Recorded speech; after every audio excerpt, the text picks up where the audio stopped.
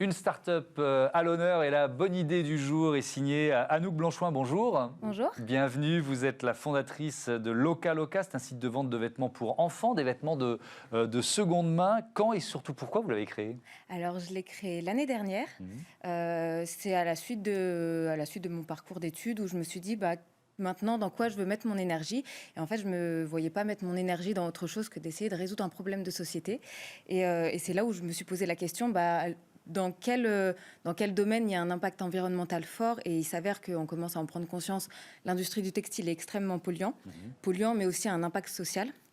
Et donc avec Loca Loca, l'idée c'était de remettre du sens dans ce marché en essayant de répondre à une double problématique, de limiter la production de vêtements neufs, qui a un impact social et environnemental fort, mais aussi de limiter, d'essayer de réduire le transport qui est de plus en plus croissant, notamment avec des sites de seconde main qui font que si on veut un jean maintenant, on peut aller le chercher à l'autre bout de la France, alors que peut-être il y a quelqu'un dans notre région qui a aussi un jean qui pourrait... C'est ça qui est intéressant. C'est pour ça que vous êtes dans cette logique d'écosystème. C'est un mot qu'on emploie beaucoup en ce moment, mais un écosystème ville par ville. Qu'est-ce que ça veut dire concrètement? Alors en fait, c'est que avec Loca Loca, l'idée c'est de récupérer les vêtements dans la région lyonnaise, parce que j'ai commencé à Lyon, et de les redistribuer, donc les proposer aux parents à Lyon également.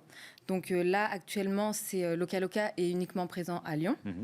Donc au travers pour l'instant c'est des boutiques éphémères, mais cette année ça sera une boutique éco-conçue qu'on va mettre en place et justement de créer cet écosystème, donc de réutiliser sur un même territoire les vêtements qui sont déjà sur place. On ne soupçonne pas les ressources qui existent en vêtements autour de nous? Non, complètement pas. Et ça je le vois notamment en échangeant avec les parents, c'est que beaucoup de parents ont des quantités phénoménales de vêtements dont ils ne savent plus quoi faire, et la facilité c'est de les donner à des associations d'un coup, alors qu'il y a d'autres parents qui pourraient en avoir le besoin, surtout que les enfants, les vêtements d'enfants sont impeccables, pour la plupart en très très bon état. Ouais. C'est quoi votre modèle économique? Vous les rachetez ces vêtements, les parents vous les donnent et ils récupèrent une partie de la vente? Comment ça marche? Alors je les récupère sous forme après je leur donne une réduction qu'ils peuvent utiliser sur leur prochain achat. Donc ils peuvent ramener entre 10 et 20 vêtements.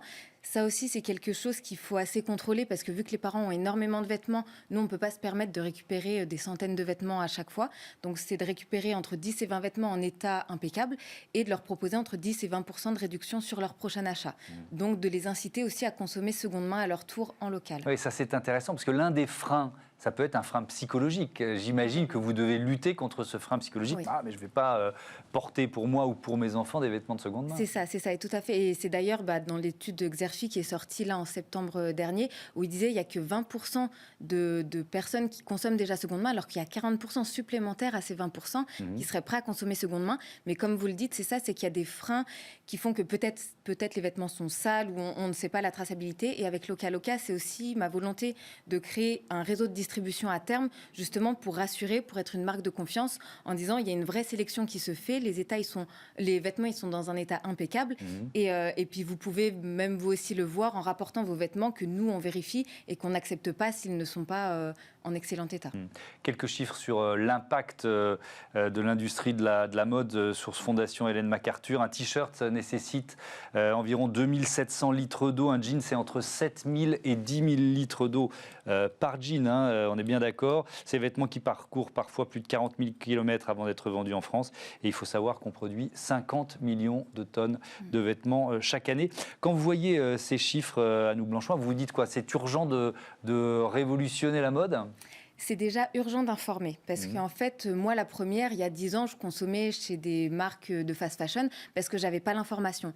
Et une fois qu'on a l'information et qu'on est conscient d'un t-shirt, quel est son impact environnemental et social, là, c'est d'opter vers des techniques, de faire un choix plus en conscience, que ce soit de la seconde main ou que ce soit des marques. Il y a de plus en plus de marques pour les adultes qui émergent et qui font les choses correctement, qui recyclent des tissus. Donc, c'est pas d'imposer la seconde main à tout le monde, parce que des personnes peuvent ne pas la vouloir, mais c'est plus de prendre conscience qu'il y a un vrai problème et de voir quelles sont les différentes possibilités. Loca Loca, c'en est une pour les enfants, mais c'est pas la seule. Merci beaucoup. Merci Anouk Blanchouin. Bon vent à Loca Loca. C'est un peu dingue, quoi. C'est ça, alors? C'est local et c'est fou. Super. Merci beaucoup. Voilà, c'est la fin de cette émission. Je vous donne rendez-vous demain, 9h, midi, 20h30. C'est sur Bismart.